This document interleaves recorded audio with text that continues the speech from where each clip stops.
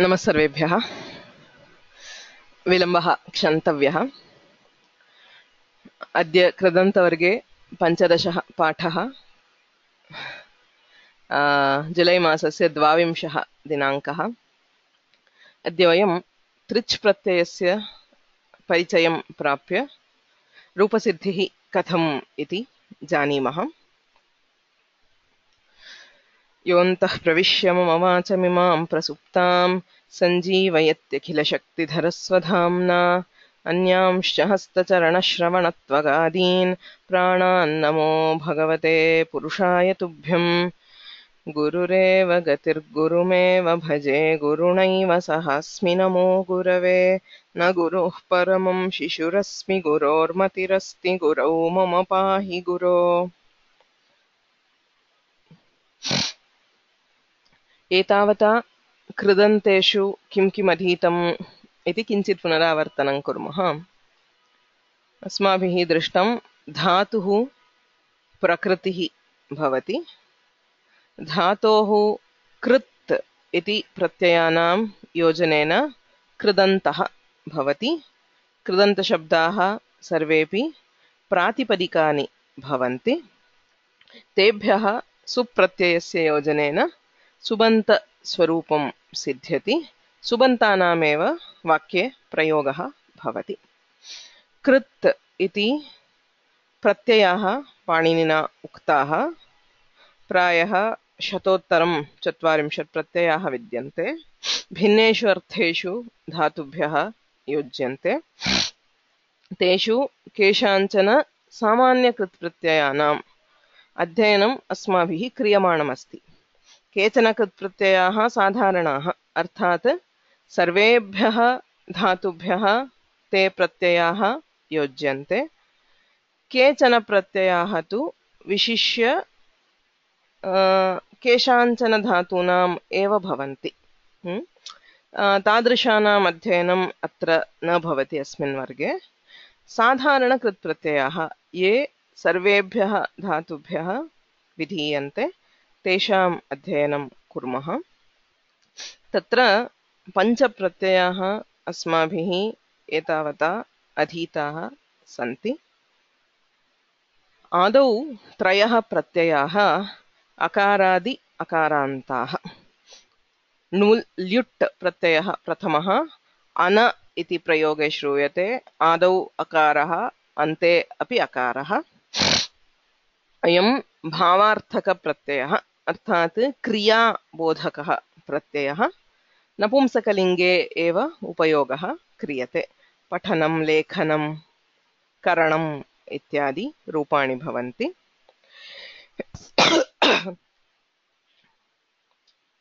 अनीयर् इति द्वितीयः प्रत्ययः अनीय इति रूपे श्रूयते।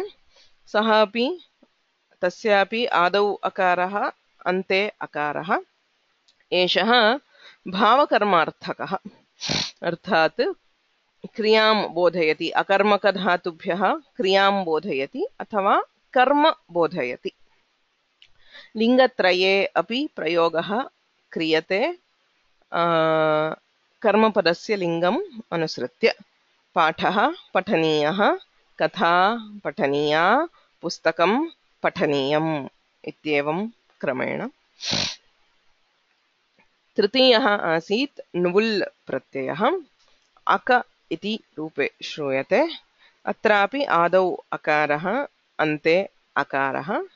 अयं कर्त्रर्थकः प्रत्ययः, क्रियायाः कर्तारं बोधयति। पाचकः, पाठकः, कारकः, लेखकः इत्यादि।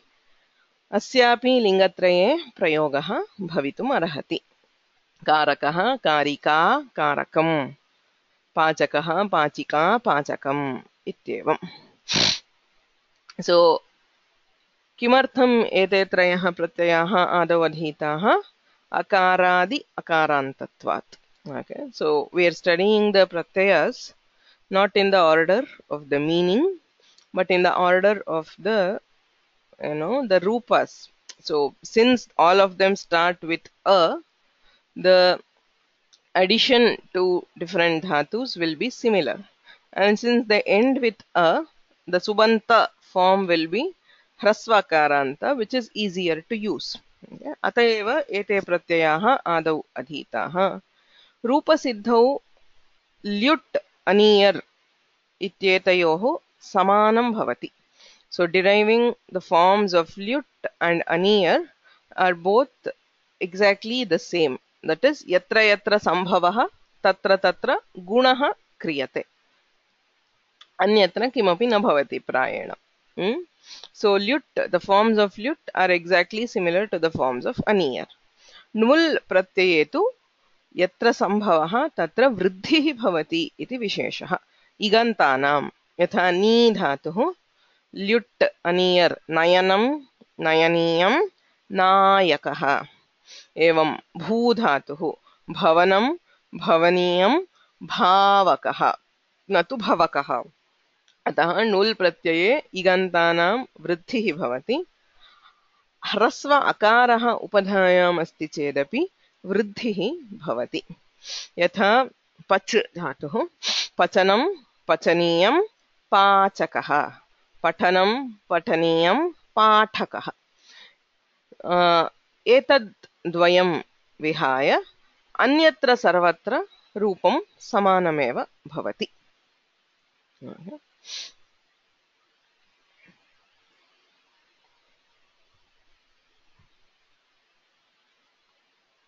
ततः अस्माभिः तकारादिप्रत्ययाः आरब्धाः. So तकारादिप्रत्ययानां विशेषः भवति.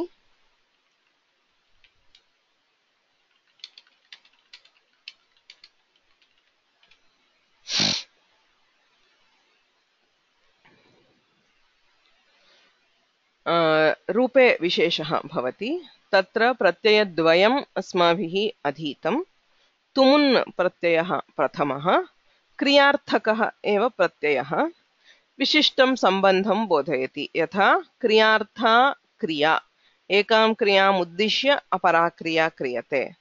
तादृशसन्दर्भे पुनः इच्छति, जानाति, शक्नोति इत्यादीनां प्रयोगे एवं बहुषु प्रसङ्गेषु तुमुन् प्रत्ययस्य प्रयोगः क्रियते. तुमुन् प्रत्ययान्तः शब्दः अव्ययं भवति. सर्वेषु लिङ्गेषु सर्वेषु वचनेषु समानं रूपं भवति इत्यतः एकमेव रूपं तुमुन् प्रत्ययान्तस्य. ततः तव्यप्रत्ययः अधीतः. अयमपि अनीयर् प्रत्ययेन सदृशः. कर्मार्थकः अथवा भावार्थकः लिङ्गत्रये रूपाणि भवन्ति. अकारान्तः शब्दः भवति. पठितव्यः, पठितव्या, पठितव्यम् इत्येवं रूपाणि भवन्ति. तुमुन् प्रत्ययस्य यद्रूपं तथा एव तव्यप्रत्ययस्य रूपं. So when I say that, I am not talking about the subanta, I am talking about the join between the dhatu and the pratyaya. So धातोः प्रत्ययस्य च रूपेण यत् सिद्ध्यति तत् समानं भवति. So इदानीम् अद्य अधीयमानः प्रत्ययः तृच् इति प्रत्ययः. As you can see, it also starts with ta. Okay, so there will be something similar with tumun and tavya. So I am kartrarthakah pratyayah, like the aka that we saw. कर्तृर्थकः लिङ्गत्रये रूपं भवति. अत्र विशेषः ऋकारान्तः अथवा ईकारान्तः शब्दः. Okay, so the one thing to be noted about trich is that the subanta is ऋकारanta. You have the tr, so you have the kartru, hartru, bhartru, and it becomes ikaranta in strilinga. Okay, so we have so far stuck only to akaranta shabdas. So henceforth we will have to move on to know rikaranta shabdas also. अस्माकम् इदानीम् अद्य अग्रिमवर्गे च तृच् प्रत्ययं पठामः. किन्तु अयम् अंशः रूपसिद्धिः धातोः प्रत्ययस्य योजनं समानं भवति. यथा तुमुन् तथा तव्यः तथा तृच्. Okay, so if you know one, you will know all. Okay, there is absolutely no difference. Yatah sarve pratyayah takaradi pratyayah sarve it yogyah. Yatra yatra it bhavati tatra sarveshamapi it bhavati. Yat anyatha sandhi bhavati. Okay, so whatever form is for tumun, just replace it with the tr and you get the trich pratyaya form. So patamaha. So this was just an overview. So ayam shashtha pratyayah trich iti. आदौ कञ्चन श्लोकं पठामः. धर्मस्य दुर्लभो ज्ञाता सम्यक् वक्ता ततोऽपि च श्रोता ततोऽपि श्रद्धावान् कर्ता कोऽपि ततः सुधीः. तत्र रक्तवर्णेन चिह्निताः शब्दाः तृच् प्रत्ययान्ताः. धर्मस्य दुर्लभः ज्ञाता. ज्ञाता यः जानाति. So he who knows dharma is very difficult to find. Dharmasya jnata durlabhaha. So he who knows it is very difficult to find. Samyag vakta tatopicha. He who can tell or teach dharma well, he is even more rare. So finding a person who knows it, jnata, itself is rare. Vakta, he who can tell about dharma, he who can explain dharma well. Samyak vakta. Sarvepi dharmasya vishaye vadanti. Samyak vakta. Ye samyak dharmasya vishaye vadati. Saha tatopi durlabhaha. He is even more rare. That is, everybody who knows cannot express it. Shrota tatopi shraddhavan. So there might be people who tell, but a shraddhavan shrota, a listener, shrunoti iti shrota, yaha shrunoti, tadapi katham shraddhaya shrunoti. He who listens with faith is further rarer. Okay, and the rarest of all is karta, yaha dharmam karoti athava dharmam acharati. Okay, so he who actually acts according to dharma is the rarest of all. Karta kopi tata sudhihi. Sudhihi, buddhiman, panditaha. So that intelligent man who acts according to the dharma is the rarest of all. So jnata durlabhaha, vakta tatopi durlabhaha, shraddhavan shrota tatopi durlabhaha, sudhihi karta durlabhatamaha. So the rarest is the karta. So atra jnata, vakta, shrota, karta iti ete shabdaः trich pratyayantaः. Okay.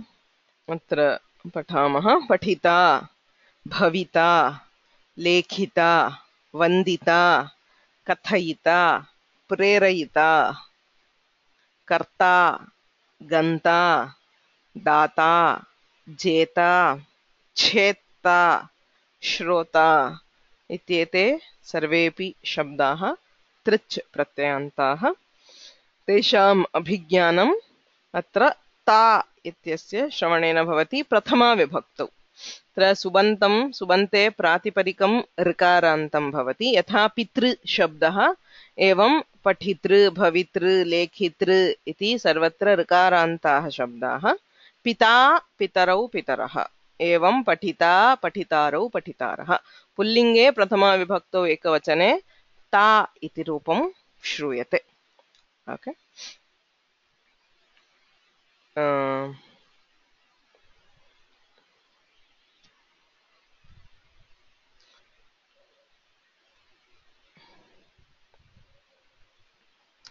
सो तृच् प्रत्ययस्य विषये किञ्चित् जानीमः. तृच् इति प्रत्ययः रूपे तु तृ इति श्रूयते. सो चकारस्य श्रवणं न भवति. प्रातिपदिके तृ इति श्रूयते. यथा पठ इडागमः भवति इ तृ पठितृ. कृ गुणे कर् तृ, गम् तृ गन्तृ इत्येवं सर्वेभ्यः धातुभ्यः अयं प्रत्ययः भवति. So this is again a general pratyaya which can be added to all dhatus, okay, without worrying. कर्तृर्थकः प्रत्ययः कर्तारं बोधयति ज्ञाता कः यः जानाति पक्ता यः पचति कर्ता यः करोति so the meaning is similar to the aka okay pachakah pakta कारकः कर्ता पाठकः पठिता इत्येवं अर्थः समानः the meaning of nul and meaning of trich pratyaya is the same अर्थः समानः भवति अत्र प्रथमम् अभ्यासं कुर्मः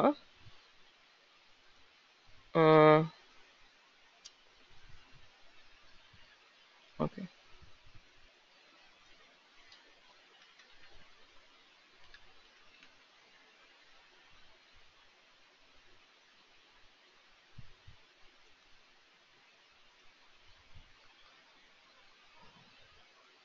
those who would like to answer please raise your hands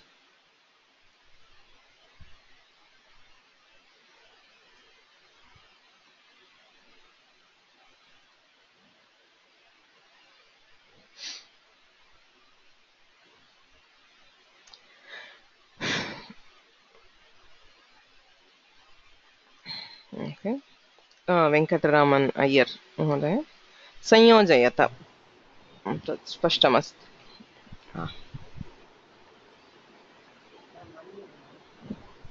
Hari ओम् श्रूयते वदतु नेता नेता किं करोति नेता नमति नेता न नेता इति कस्मात् धातोः भवति संयोजनं कर्तव्यम् I don't understand. Okay I'll just explain atra there are the trijanta forms and there are the kriyas you have to match the action to the kridanta yatha neta iti kasmat dhatoh bhavati tasya tingantam kim iti Sudha Raghuraman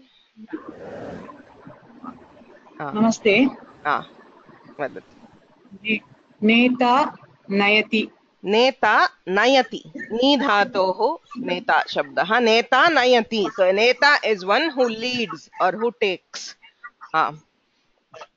नर्तिता नृत्यति नर्तिता नृत्यति so नर्तिता नृत्यं करोति he is a dancer निन्दिता नुदति क्षम्यताम् it should be nindati there is a typing error so nindita nindati he who condemns or he who scolds is called nindita Navita नौति nauti so nu stutau stauti ityarthah he who praises is navita नटिता नटति natati so natita he who acts is called natita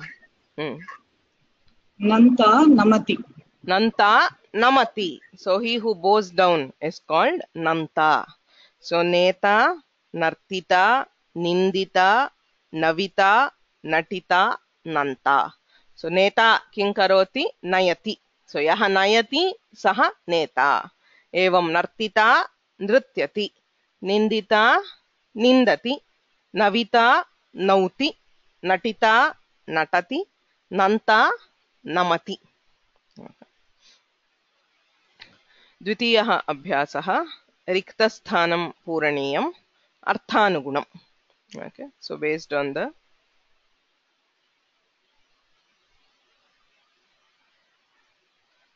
this one रामः कीदृशः किं किं कृतवान् इत्याधारेण सन्ति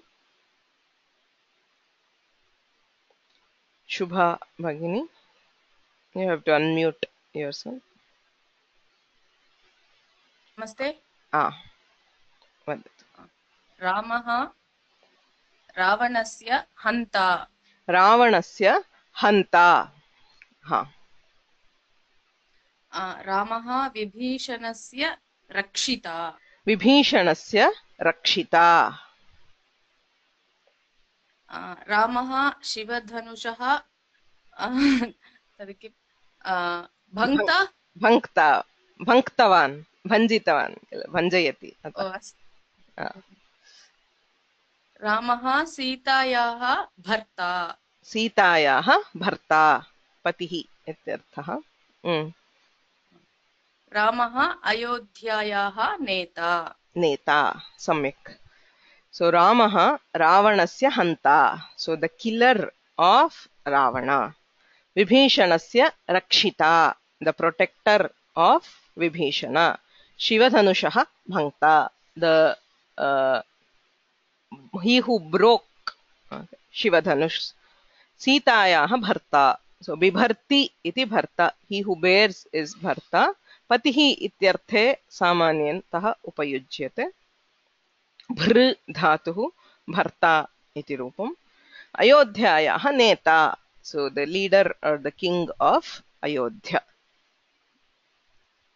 so समानः अभ्यासः कृष्णः एतत् एकं क्षणं just one moment there is a typing error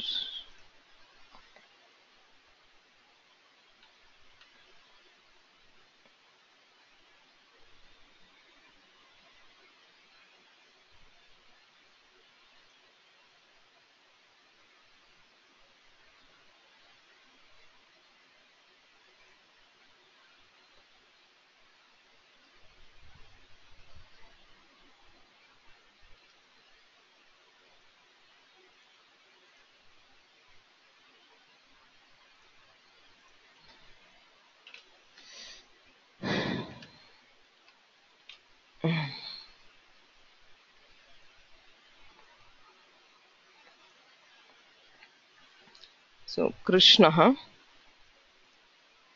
Shriram Mhodaya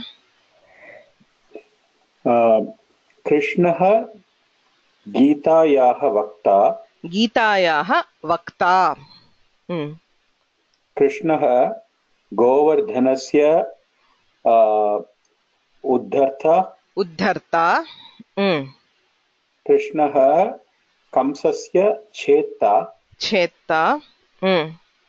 कृष्णः नवनीतस्य भोक्ता कृष्णः वेणोः वादयिता सम्यक् so गीतायाः वक्ता so he who spoke or told the Bhagavad Gita Govardhanasya uddharta he who lifted the Govardhana Giri Kamsasya cheta so he who cut or killed Kamsa Navanitasya bhokta bhunakti to eat bhunkte so he who ate Navanita Venoho vadayita so he who plays the flute so vakta uddharta cheta bhokta vadayita iti rupani so there are a few questions I'll answer right now so yaha bharati sah bharta bharati भृ धातुः भरति इत्यपि अस्ति किन्तु बिभर्ति इति रूपं प्रसिद्धं तृतीयगणस्य धातुः प्रसिद्धः भृञ् भरणे इति धातुः भादिगणे अपि अस्ति so I think the dhatu bhr is also in the bhadigana but more commonly the one in the juhotyadi the third gana is used okay. so netaji Subhash Chandra Bose तत्र नेता इति सत्यं नेताजी सः नायकः इत्यर्थे एव तस्य नाम भवति श्लोकस्य अर्थं पुनः कथयतु इति केनचित् पृष्टम् अस्माभिः पूर्वं दृष्टः श्लोकः धर्मस्य दुर्लभ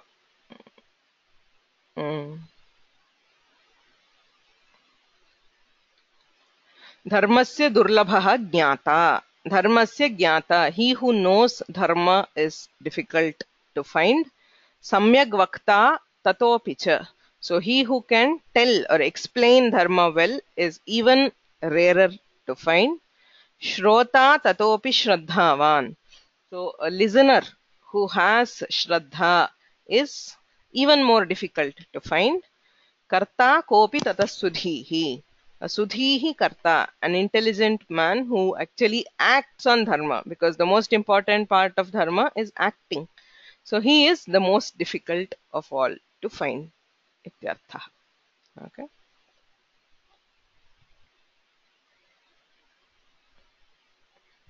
अन्यदेकं सुभाषितं पठामः.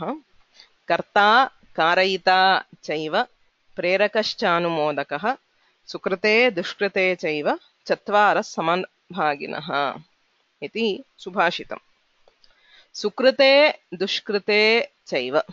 So whether an act is a good one or a bad one. Okay. So chatvaraha samabhaginaha. 4 people will get an equal portion of the resultant. So uttamam karyam va bhavatu, dushtam karyam va bhavatu, chaturnam samabhagah labhyate. So equal portions of the result is got by 4. Ke karta, yaha vastutah karyam karoti. Karayita, yaha kartum, he who makes him do. Okay. So the nijanta form. Karta karayita, he who makes him do. Prerakaha, he who inspires him to act. Anumodakaha, and who is who agrees or accepts the act. Okay.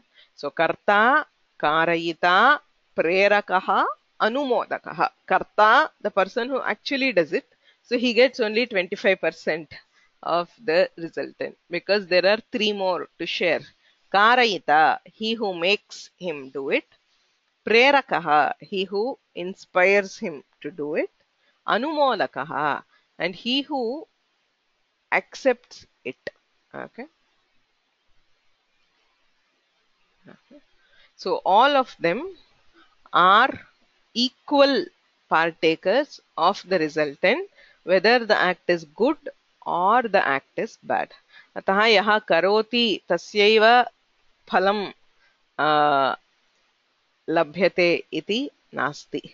Yaha karayati prerayati athava anumodate. So even accepting, that is, you are just saying, you are just watching without, I mean, if you, even if you feel it is wrong, if you watch without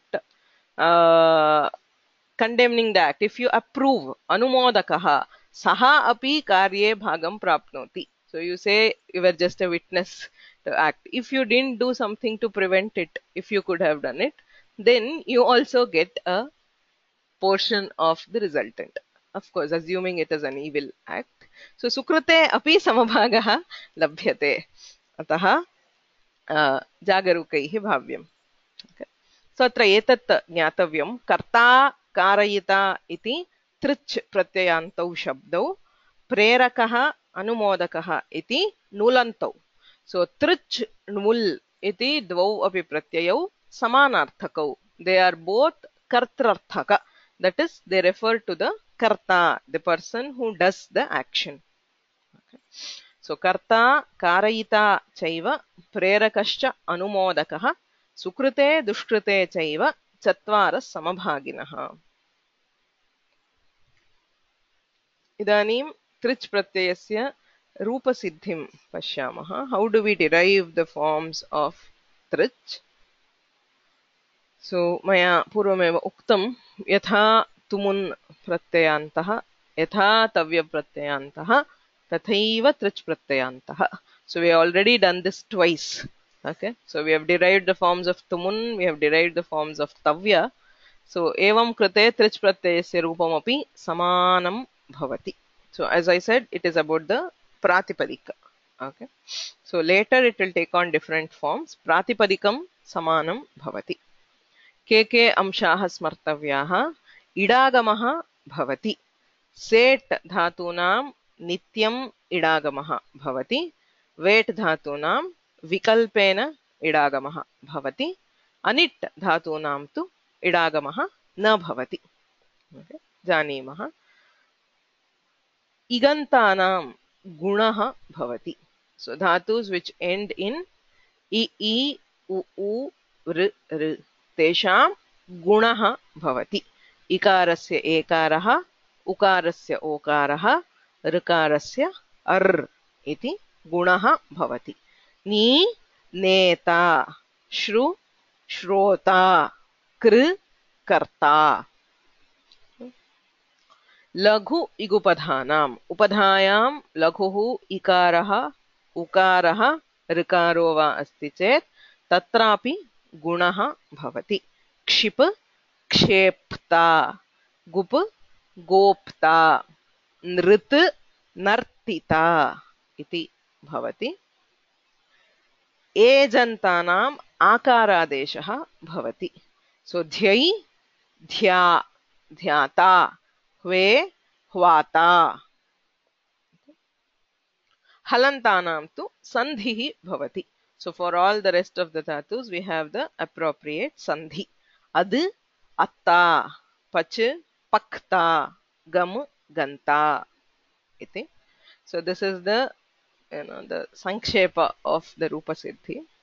So adya king kurmaha, asmakam suchi asti. So we have the list of the kridantas. So we will just do a quick oral practice with these with the list, because I saw that the list is not complete and there are some errors. So we will orally go through the entire list, giving the forms of all three, tumun, tavya and trich together. Okay, because they are all the same. There is no difference between the forms.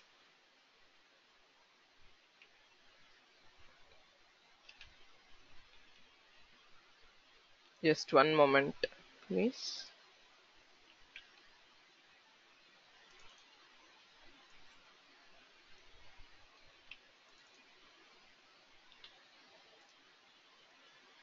Tavya and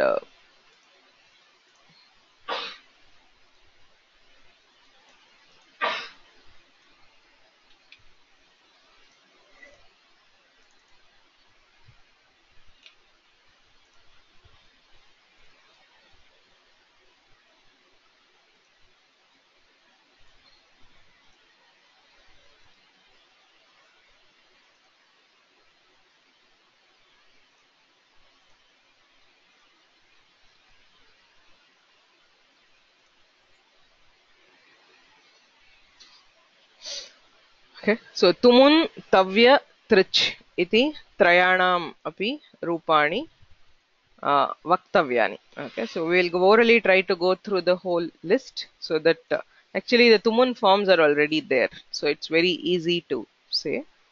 Okay, vaktum icchanti kripaya hastam unnayantu. Himanshu, Yes, just a minute. So, okay, so I can't see the... You cannot see, it could word. be wrong. Yeah. Sorry? I can't, the raw form, yeah. Yeah, it could be wrong. So you have to also finding No, out. the raw form. The raw form. I can't see the first column, first or second column. You want to see that? Just a moment. Yeah.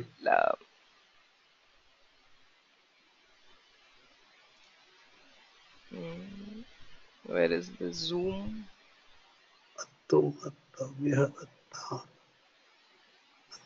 Or maybe I can try with the thing, Tumun Tavya. I can try with that. Then Okay. Yeah, that's right. Atum Attavyaha. You can say that also in Napumsakalinga. Attavyam atta. Okay. Atta. So other is attum attavyam atta. Atta. Adhyetu Adhyetavyaha Adhyeta. So adhyetavyam is wrong because the ing dhatu is anit, so it has to be adhyetavyam. Okay, Adhyetavyam Adhyeta. Anurudh. Anurodhum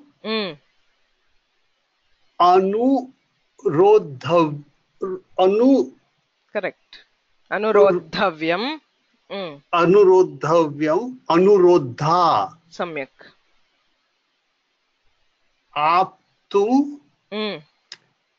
आप्तव्यम आप्ता अयितु अयितव्यम अयिता अर्तुम अर्तव्यम अर्ता कर्तुम Kartavyam कर्ता क्रष्टुम क्रष्टव्यम क्रष्टा क्रेतुम क्रेतव्यम क्रेता Kreta. क्रेता Kreta. No. Kreta. Correct. You were right. Kreta. क्रेता Yeah. क्रोध. So this is क्रोधुम, right? So there is some font issue, so it doesn't appear correct. Okay. Krodhum. Okay. क्रोधुम क्रोधव्यम क्रोधा क्रोष्टम Kroshtum. क्रोष्टव्यम क्रोष्टा One moment. क्षेतुम क्षेतव्यम क्षेता क्षेप्तुम क्षेप्तव्यम क्षेप्ता श्रोध श्रोध श्रोद्धुम I guess Kshodhum. श्रोद्धुम श्रोद्धव्यम श्रोद्धा ख्यातुम ख्यातव्यम ख्याता गन्तुम गन्तव्यम गन्ता गातुम गातव्यम गाता ग्लातुम ग्लातव्यम ग्लाता घ्रातुम घ्रातव्यम घ्राता. Samyak. Dhanyavadaha. Thank you. Okay.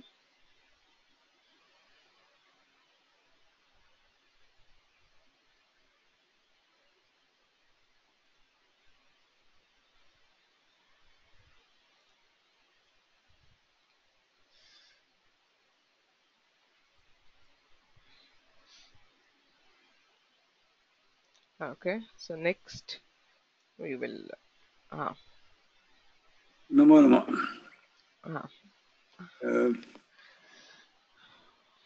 चायकः चेतुं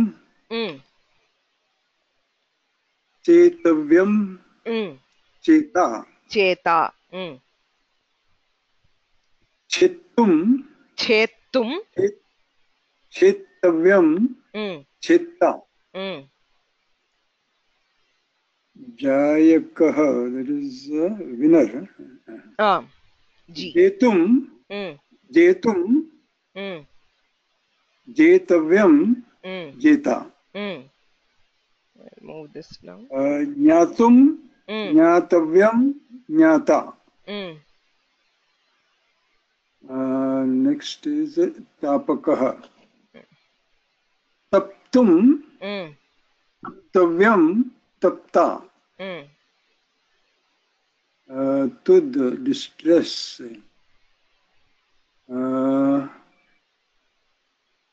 Tottum. Is it tottum? Yes. Totum. Tottavyam. Tottavyam. Totta. Toshanam. Tushtum. Toshtum. Toshtum. Toshtavyam. Toshtavyam and toshta. Toshta. Samyak. Tyaktum. Tyaktavyam. Tyakta. Tranam. Protect. त्रातुं Mm. त्रातव्यं Mm. त्राता Mm. दंश Mm. दंष्टुं दंष्टव्यं दंष्टा Mm. Burn दग्धुं Mm. दग्धव्यं Mm. दग्धा Mm. Dagdhum dagdhavyam dagdha. Mm. दातुं दातव्यं दाता Mm. next is the same, isn't it? Same. So da, the second da is also the same. The other one is give. Dish. Dish. Give? No. Dish. Ah. Dish. Deshtum. Mm. Deshtavyam. Deshta. Mm. Davakah. Distress. Do. Mm. Doshtum. Dotum. Dotum. Mm. Dotavyam. Mm. Dota. Mm. Doshakah. Corrected. Doshtum. Mm. Doshtavyam. Doshta. Mm. Dogdhum. Dogdavyam. Dogdha. Mm. Drishtum. Drishtavyam. Drishta. Mm. Run. Drayakah. Dratum. Dratavyam. Drata. Mm. Dravakah. Mm. Drotum. Mm. Drotavyam. Drota. Mm. Okay, correct. Thank you. Thank you. Yeah, धन्यवादाः. So,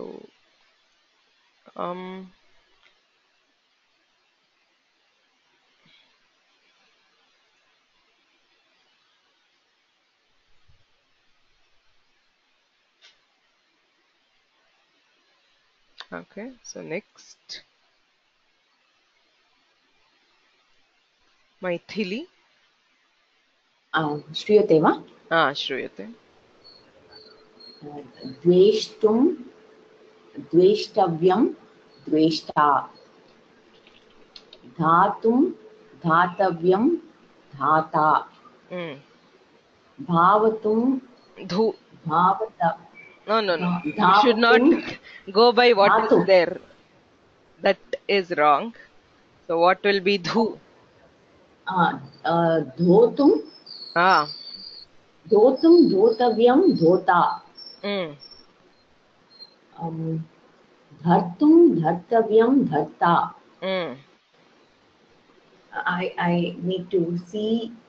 You need to see that. Sorry. Can you please raise? Yeah, I did. I think it will take some time to move. Oh. Has it not moved? It should have. No, it's not. Okay, just a moment. Why did it? Okay. Yeah. Yeah. Dhrotum, dhrotavyam, dhrota. No. Which one? The dhr. Dhr is dhartum. Oh, we are still in dhr. Okay, sorry. Dhartum. Dhartum, dhartavyam, dharta.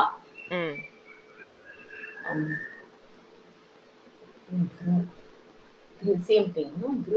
Dhartum, dhartavyam, dharta. Yeah, two dhatus the same. Dhyatum, dhyatavyam, No. That is wrong. What is dhe? एजन्तानाम् आकारः भवति. धातुं धातुं धातव्यं धाता. धातुं धातव्यं धाता. मातुं मातव्यं माता. ध्यातुं ध्यातव्यं ध्याता. घ्रोतुं घ्रोतव्यं ध्रोतुं ध्रोतव्यं ध्रोता. नन्तुं नन्तव्यं नन्ता. नेतुं नेतव्यं नेता Mm. नोत्तुं नोत्तव्यं नोत्ता Mm. पक्तुं पक्तव्यं पक्ता Mm. पातुं पातव्यं पाता Mm.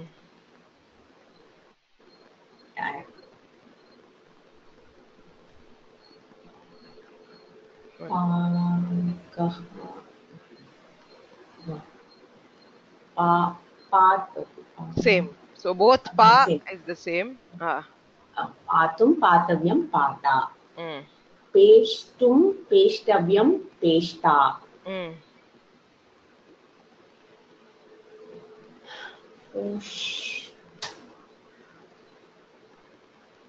पोषितुं Poshtum.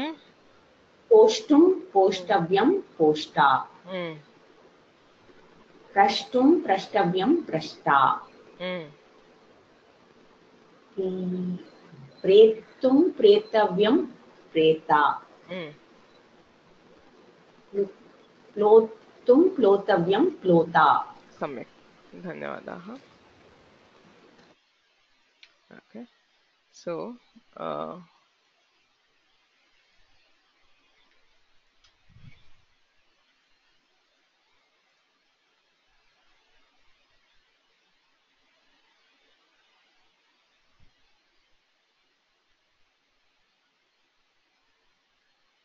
just one moment, please. So,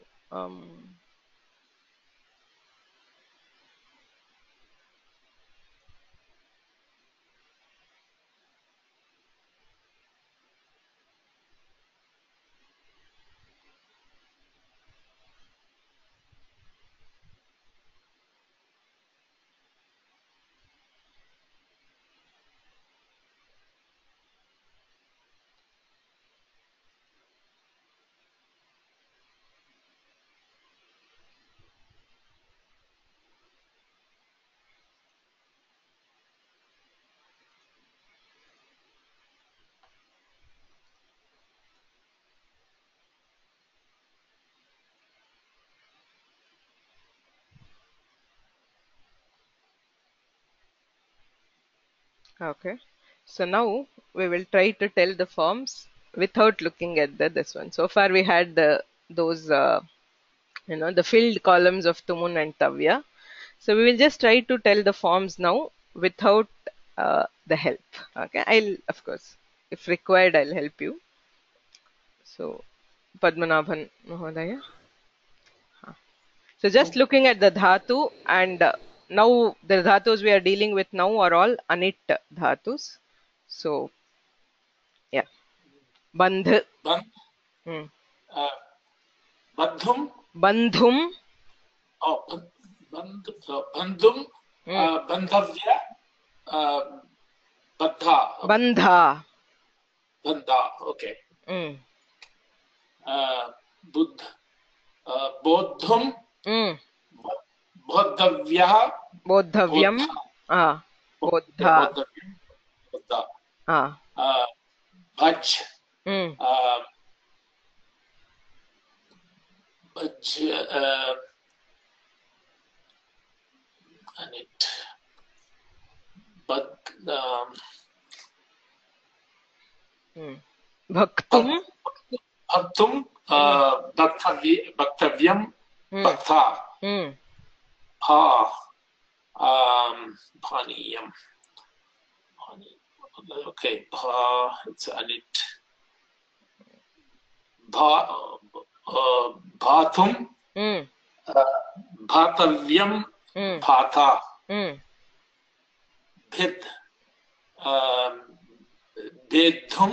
Bhetum, Bedhum. Betavya. Betavyam. Beta. Bheta, Beta. Okay. Bhi.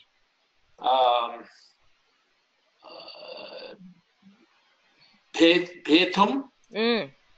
Betavyam. Beta. Bhuj.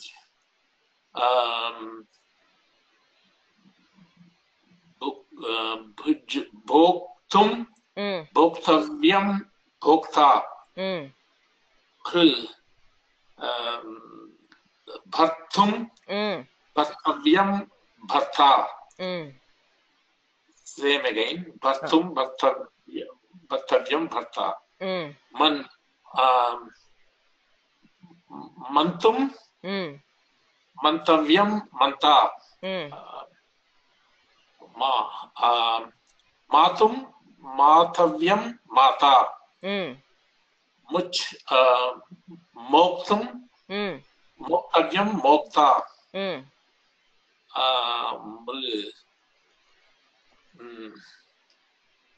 Martum, martavyam, marta.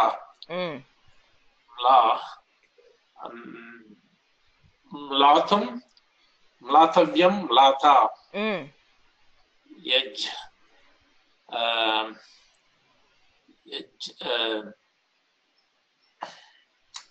Yashtum. Oh, yashtum, then yashtavyam, yashta. Yam, yantum, yantavyam, yanta. Ya, yatum, yatavyam, yata. Yuj, yoktum, yoktavyam, yota. Yokta. Oh, yokta. Okay. Yoktum, yoktavyam, yokta. Yokta. Yuj, again same thing. Yoktum, yoktavyam, yokta. Yudh, yodhum, yodhavyam, yodha. सम्यक्. धन्यवादाः. योद्धुं योद्धव्यं योद्धा. श्रीराम महोदय.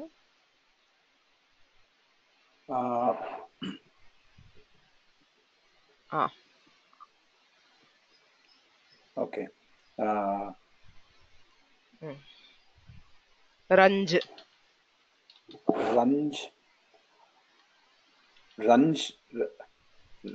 Rantum. Ranktum. Rangtavyam, rangta. It is ranktum. The kakara, the ja becomes ka. So you have ranktum, ranktavyam, rankta. Okay. Rantum, rantavyam, ranta.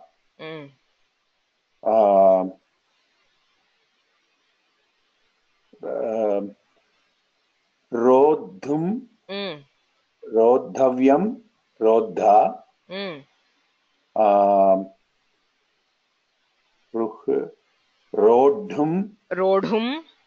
Rodhum, rodhavyam, rodha. Labthum, labdhavyam, labdha.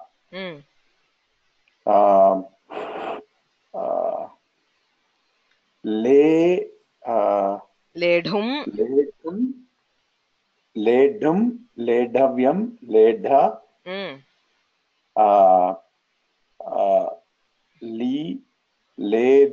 Letum, letavyam, leta. Vaktum, vaktavyam, vakta. Vaktum, vaktavyam, vakta.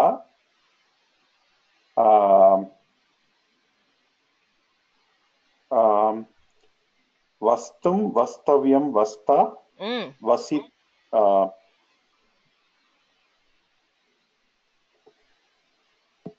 Vaktum, vodhum, vodhavyam, vodha.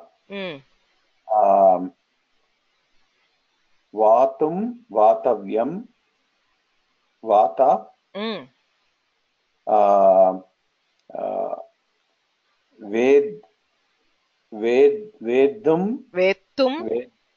Vedum, vetavyam, veta.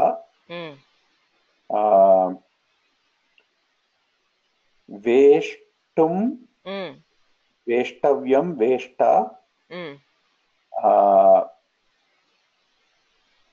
Ve becomes vatum, vatavyam, vata.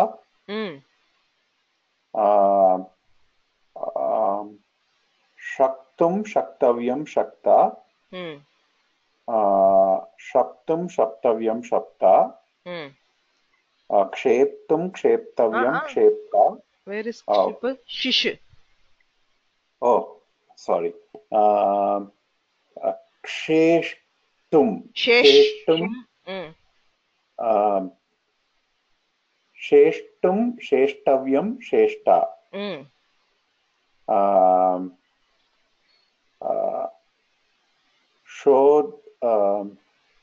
Shodhum Shodhavyam Shodha. Kshostum Kshoshthavyam Kshoshtha. Shoshta. Shostum Shoshthavyam Shoshta. Samyak. Dhanyavadah.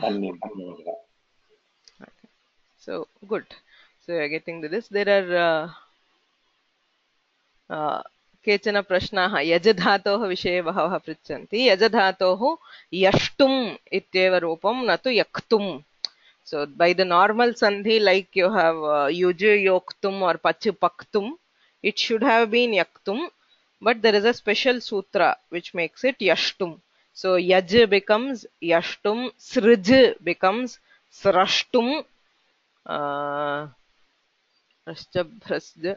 srija mrija, marshtum, mrija becomes marshtum, raja Chashamshaha. So there is a separate rule. So see, the sandhis, it is not very easy to tell them as a general rule, because there are general rules and there are specific rules. So generally the chavarga changes to kavarga. So vacha vaktum, pacha paktum, yuj yoktum, bhuj bhoktum, etc. So among the dhatus we have yaj, srij, mrij. They are exceptions. So for them, instead of the kakara, there is a shakara. Okay? Yashtum, srashtum, and marshtum. So marj, there are again marjitum api asti, marshtum api asti. Okay. So we saw them as the special forms in when we did the tumun and tavya.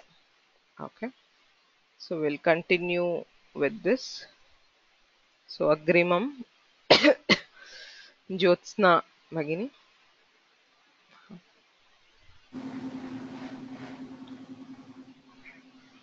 Shra. Shratum, Shratavyam, Shrata. Shru, Shrotum, Shrotum, Shrotavyam, Shrota. Shlish, Shleshtum, Shleshtavyam, Shleshta. Sad, Sadhitum, Sadhum, Sadhum, Sadhavyam, Sadha, Siddh,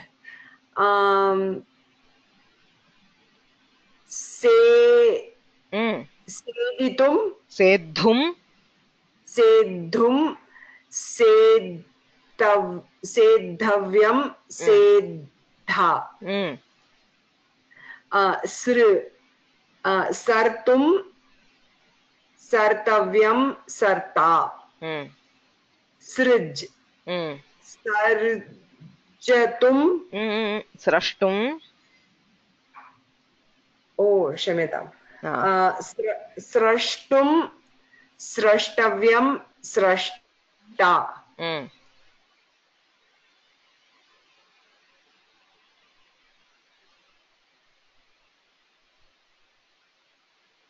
Srip. Hello?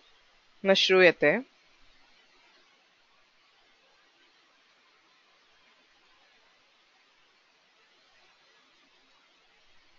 Hari Om. Lost connection. Srip. Sarpatum bhavati va? Sraptum. Sraptum, Sraptavyam, Srapta. So if Rikara is in the Upadha, we have the Ra. So Drish, Drashtum. Srij, srashtum, trip, etc. So you have, it becomes ra if it is anit. Okay. Stu. स्तु स्तोतुं स्तोतव्यं स्तोता स्था स्थातुं स्थातव्यं स्थाता स्ना स्नातुं स्नातव्यं स्नाता स्पृश स्प्रष्टुं क्षम्यतां स्प्रष्टुं स्प्रष्टव्यं स्प्रष्टा स्मि स्मर् नो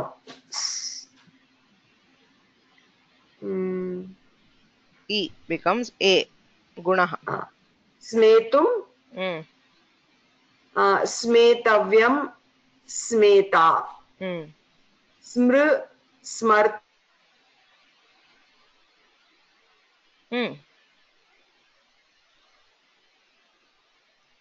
तुम स्वपप्ता स्विद.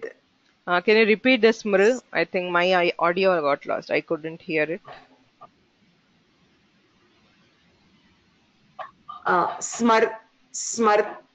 स्मर्तुं स्मर्तव्यं स्मर्ता. सम्यक्.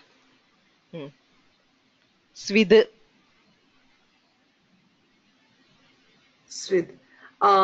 स्वेतुं स्वेतव्यं स्वेता. स्वेता. हन्तुं हन्तव्यं हन्ता.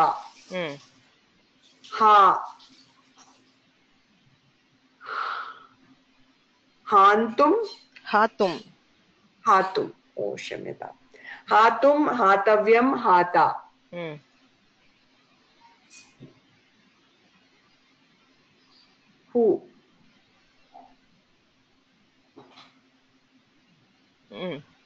न जानामि भगिनि. होतुं अस्तु. होतुं होतव्यं होता.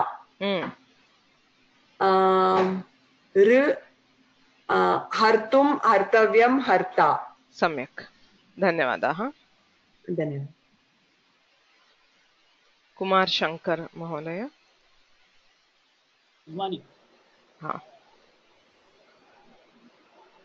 ह्नातुं ह्नोतुं ह्नातव्यं ह्नोतुं ह्नु ह्नोतुं ह्नोतुं ह्नोतव्यं ह्नोता.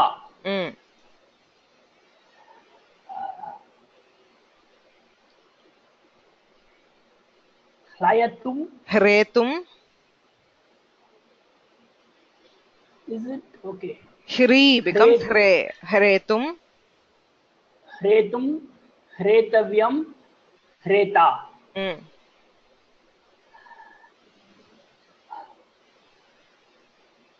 ह्वातुं ह्वातव्यं ह्वाता. क्लेतुं क्लेतव्यं क्लेता. This is wait. So there is also a form with it. So if we have it, क्लेदितुं क्लेदितव्यं क्लेदिता. सम्यक्. So itaha abhave kletum klettavyam kletta. Yada it bhavati kleditum kleditavyam kledita.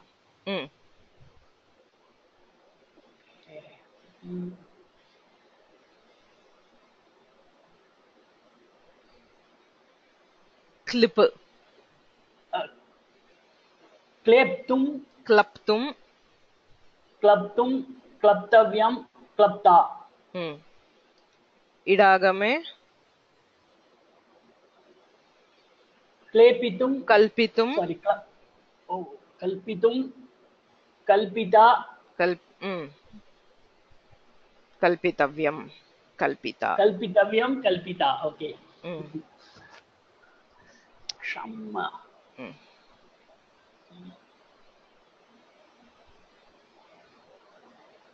क्षन्तुं क्षन्तव्यं क्षन्ता. Kshamitum. Kshamitum, Kshamittavyam, Kshamita.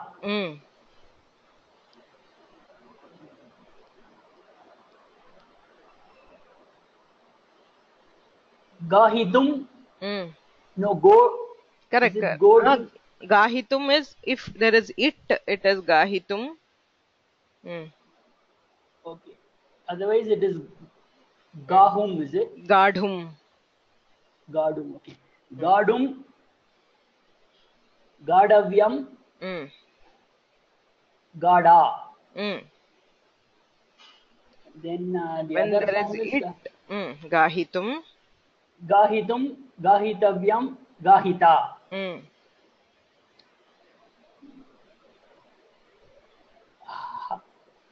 Okay. Goptum. Gopum, Goptum, Gopita. No, sorry, Gopitavyam, Gopita. Gopitum, Gopitavyam, Gopita. If there is it, if there is no it. Gopum, Goptum. Goptum, Goptavyam, Gopta.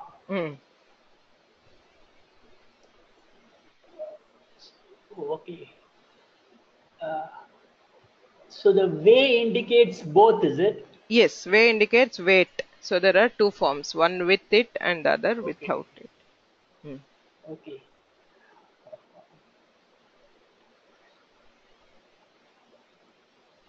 Takshum. Tashtum. Tashtum. Tashtavyam, Tashta. So then the other form is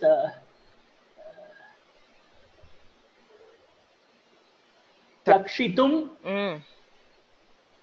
Takshitavyam, Takshita. This is also wait. So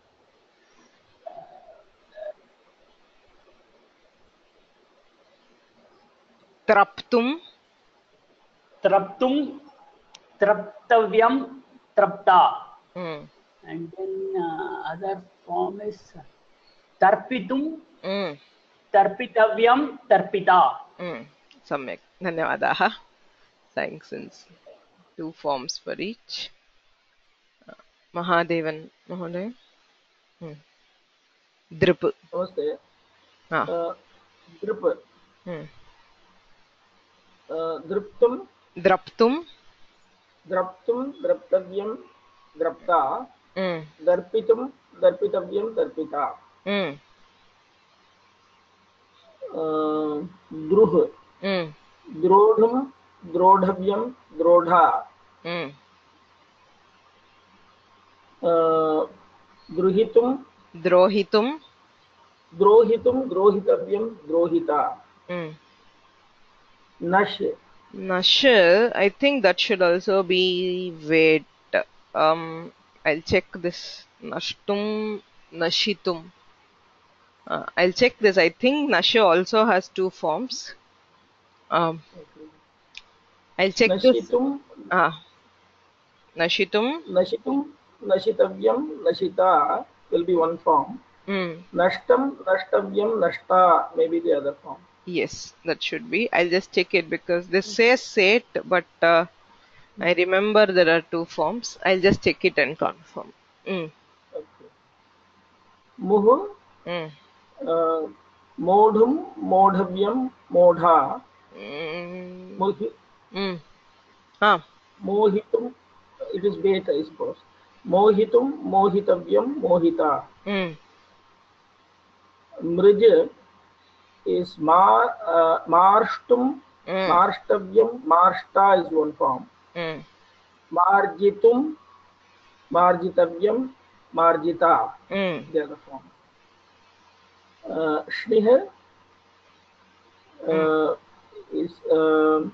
is it Snedhum? Snedhum, Snedhavyam, Snedha. Snehitum, Snehitavyam, Snehita. Being so henceforth they are all set. Okay.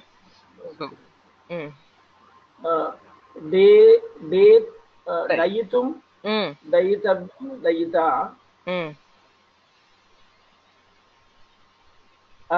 is it aki ankitum ank is ank okay ankitum ankitavyam ankita anchitum anchitavyam anchita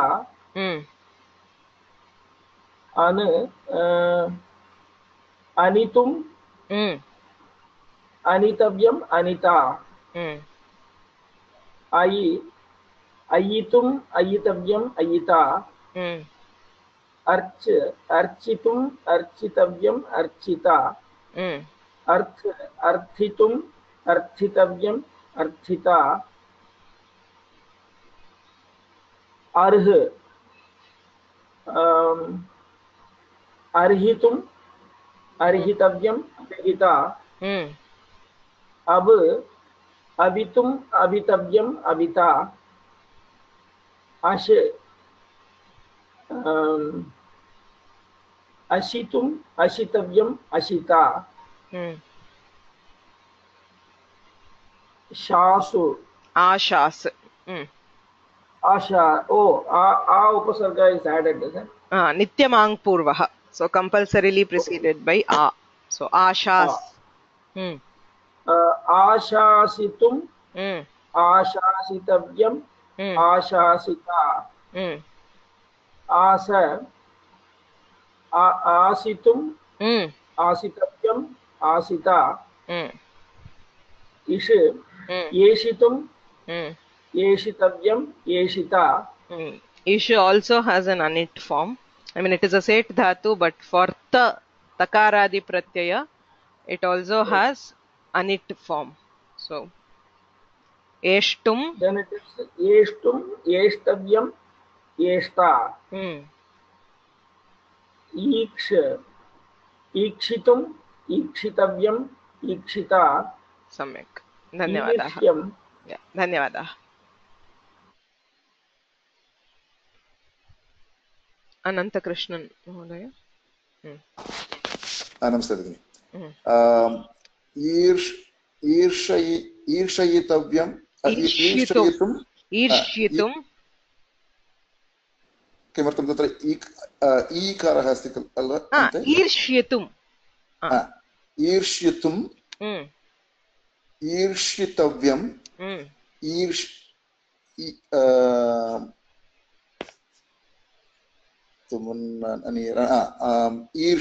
ईर्ष्यिता ईर्षिता ईहितुम् ईहितव्यम् ईहिता ऊहितुम् ऊहितव्यम् ऊहिता ऋध क्षम्यतां ऋध ऋधितुम् अर्धितुम् अर्धितव्यम् अर्धिता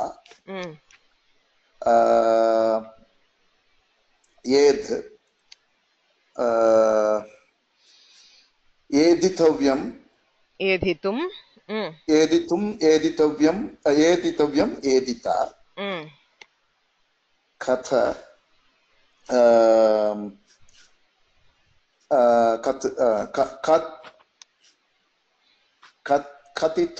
कथयितुं खलु चुरादिगणे चेत् अय् कत् न भवति खलु कथ इति भवति कथयितुं मूलधातुः कथ इति कथ इति धातुः तत्र कथयति कथयितुम् अय दणिजः श्रवणं भवति अतः कथयितुं मूलधातुः कथ अनन्तरं कथ इति एव भवितव्यं खलु तत्र किमर्थं कथ् इति अस्ति कथ to avoid confusion तावदेव अकारस्य लोपः कथञ्चित् भवति इति अस्ति नो चेत् कथयितुं कथयितुं कथयितव्यं कथयिता तथा कमितव्यं कमितुं कमितव्यं कमिता कंप कंपितुं कंपितव्यं कंपिता कल कलितुं कलितव्यं चुरादिः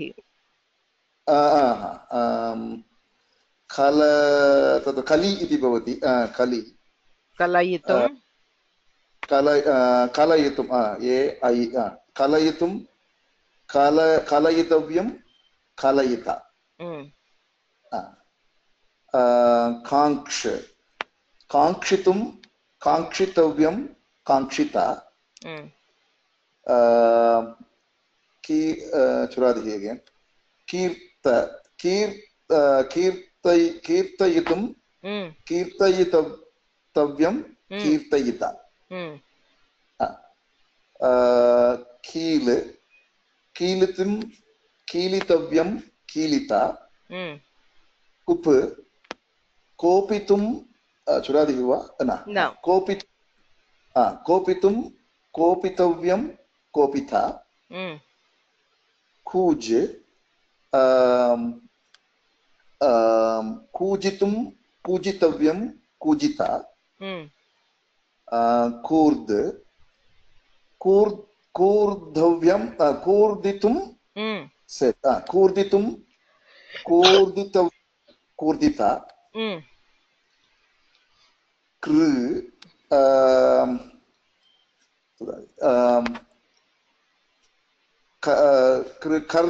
कर्दितुम् इति भवति वा करितुं करीतुं रूपद्वयं करितुं करीतुं करितुं करीतुं करितव्यं करीतव्यं करिता करीता क्रन्द क्रन्दितुं क्रन्दितव्यं क्रन्दिता क्रमितुं क्रमितव्यं क्रमिता क्रीडितुं क्रीडितव्यं क्रीडिता क्लमितुं क्लमितव्यं क्लमिता सम्यक् धन्यवादाः नंदकुमार महोदय नमस्ते हाँ क्लेशितं क्लेशितव्यं क्लेशिता क्वथ क्वथितं क्वथितव्यं क्वथिता क्षाळ चुरादि क्षाळयितं क्षाळयितव्यं क्षाळयिता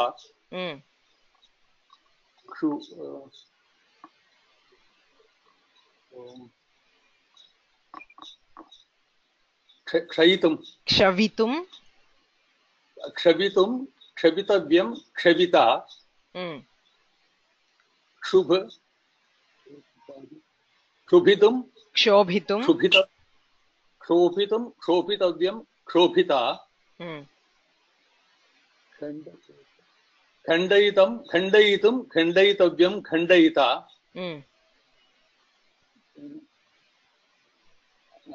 घनितुं घनितव्यं घनिता घादितुं घादितव्यं घादिता घेलितुं घेलितव्यं घेलिता गणयितुं गणयितव्यं गणयिता गदितुं गदितव्यं गदिता गर्जितुं गर्जितव्यं गर्जिता गर्हितुं गर्हितव्यं गर्हिता गवेषयितुं गवेषयितव्यं गवेषयिता गुञ्जितुं गुञ्जितव्यं गुञ्जिता गोपितुं गोपितव्यं गोपिता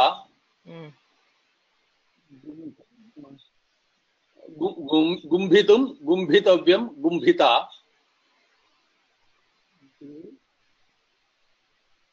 गरितुं सम्यक् Garitum, Garitavyam, Garita. There is also Garitum. So optionally it becomes long for Rikarantas. So Garitum, Garitum, Garitavyam, Garitavyam. Garita, Garita.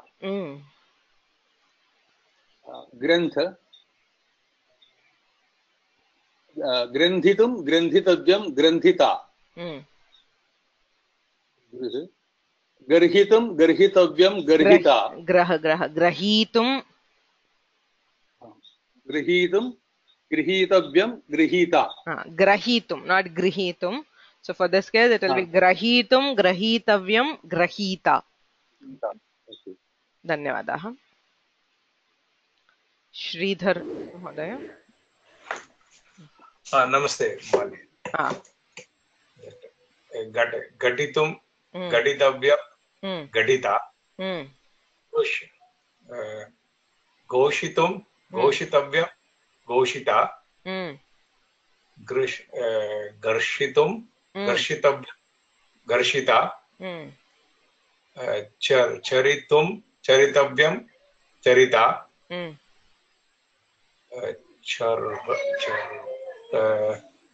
Charvitum, Charvitavyam, Charvita. Chalitum, Chalitavyam, Chalita. Chetum, Chitrayitum. Chitra. It's the ra is not visible clearly. Chitrayitum. Chitrayitum. Dhanyavad. Chitrayitum, Chitrayitavyam, Chitrayita.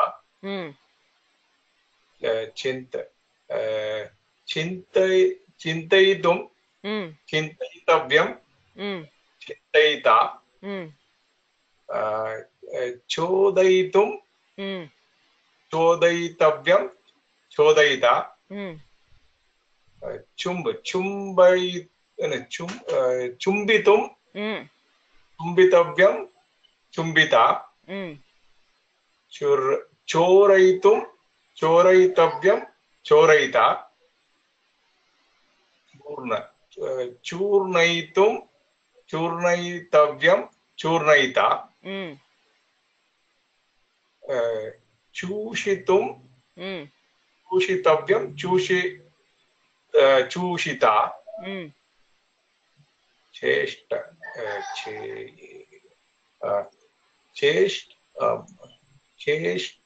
Chestitum, Chestitavyam, Chestita. Chadayitum, Chadayitavyam, Chadayita. Jan. Jan. Janitum, Janitavyam, Janita. Japitum, Japitavyam, Japita. Jalpitum, Jalpitavyam, Jalpita. Jagartum, Jagaritum. Jagaritavyam, Jagarita. एवं वा? जागरिता. जीवितुं, जीवितव्यं, जीविता. सम्यक्. धन्यवादाः. Okay, so we will stop here since it is time. The rest should be easy. See, the most difficult part is the anit ones where we have to know the sandhi. The set ones are generally easy. You just have to think of the guna and there being no guna. So since we have had this much, we'll stop here. Please do fill in the forms of those which are not yet filled. Okay, for tumuntavya and also for the trich. Okay, so practice is one thing. I mean, if we keep practicing, instinctively the forms will come, because when we want to actually use it in a sentence, whether speaking or writing, you cannot stop to think of, okay, is there a guna, no guna, or sandhi, no sandhi. Forms should come instinctively when you want them. They will come if you have practice. Okay, so either oral or just fill this. So If you keep practicing, it will become much easier to know the forms. Okay, sorry.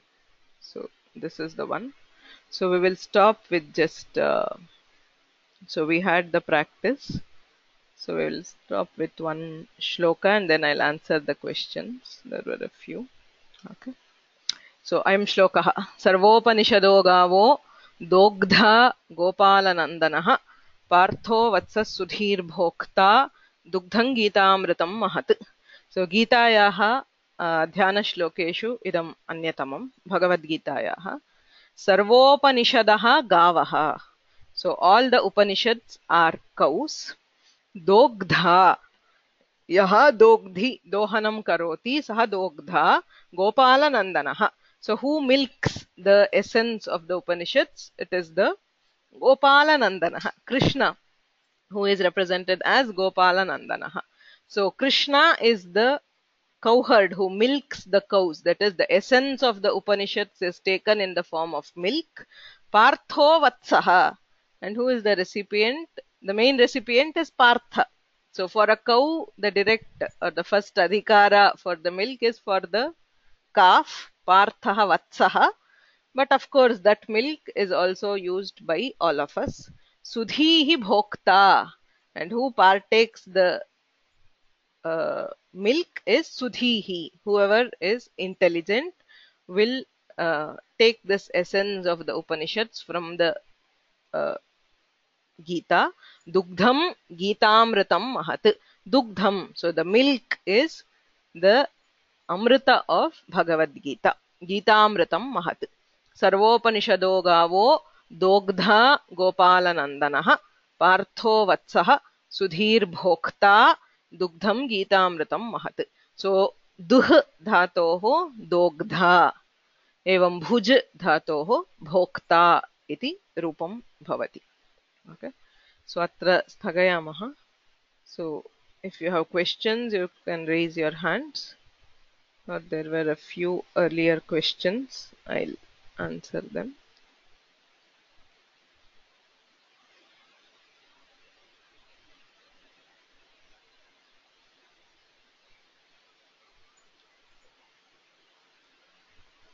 Okay, Kenachit Prishtam, how to fill the form in Devanagari?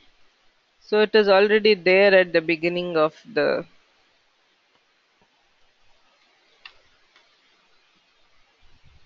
oh, where is the one? Somebody has deleted this. There were a few things before which told this one, which had links for typing in Devanagari. Okay, so I'll put that information again. So there are a few software for any typing in Devanagari. We need something called an input method editor. So there is Bhasha IME and there are a few others which can be used.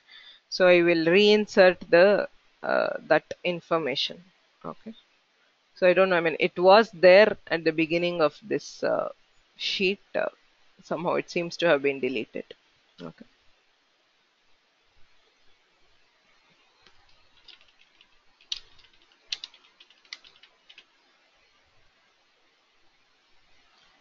Okay, I don't know. I mean, for Apple, I am not sure. Or Mac, I'm sure there must be some different software. I'm not aware of it because I use Windows.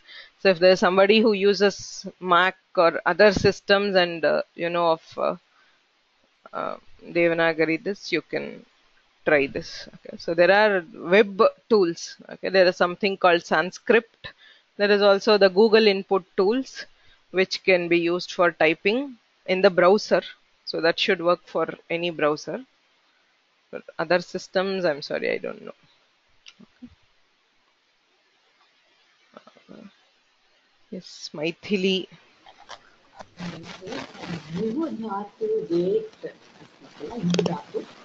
Kaha dhatu? I cannot hear it. Duh.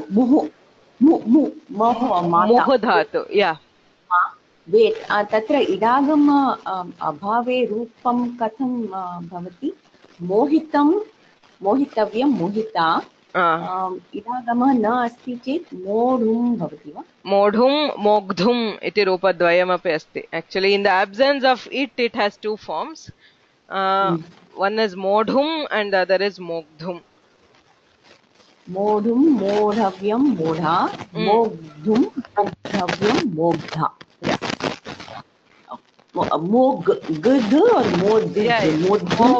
मोग्ध मोग्धुं. धन्यवाद.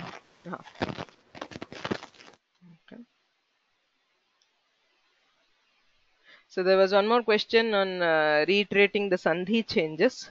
As I said, the sandhi changes are not very easy to, exactly. I mean, you'll have to have a separate course for sandhi itself. But both in Tumun and for Tavya, we have already done that. Okay, so if you see the Tumun class, so you will have this one for the sandhis. So for dakarantas, it becomes takara. So chetum, bhetum, vetum, totum, notum. For chavarga, it becomes kavarga. So you have moktum, bhoktum, yoktum, etc. So then you have the shakara. There will be shtutva. So peshtum, dveshtum, toshtum, poshtum. So both shakaras, the talavya shakara also becomes murdhanya. So deshtum, veshtum, kroshtum, etc. So this was specifically asked. So dhakara becomes dakara and the takara of Tumun becomes dhakara. Okay, so that is the so bandhum. How to write this? You have bandhum. So sadhum becomes sadhum, sadhum. Labhutum becomes labdhum, labdhum. So sedhum, rodhum, yodhum, bodhum, krodhum, etc. So you also have some special forms. So for rikara is in the upadha, it becomes ra. So drish, drashtum, sprish, sprashtum, krish, krashtum. So hakara becomes dhakara, vah, vodhum, lih, ledhum, ruh, rodhum. So special cases, dah and duh, it becomes gdha. So dagdhum, dogdhum. So again there are some other dhatus. Prach become prashtum, yaj, yashtum, srij, srashtum. Okay. So for this class, I think this much is enough. So maybe we will do something else where we'll deal with the sandhis in detail. Okay, because there are many rules. Any other questions?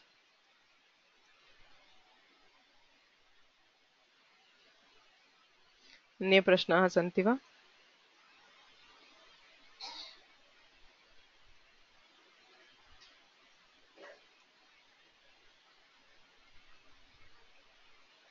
Okay. So we will stop here. Gurureva gatir gurumeva bhaje gurunaiva sahasmi namo gurave na guroh paramam shishurasmi guror matirasti gurau mama pahi guro. Dhanyavada.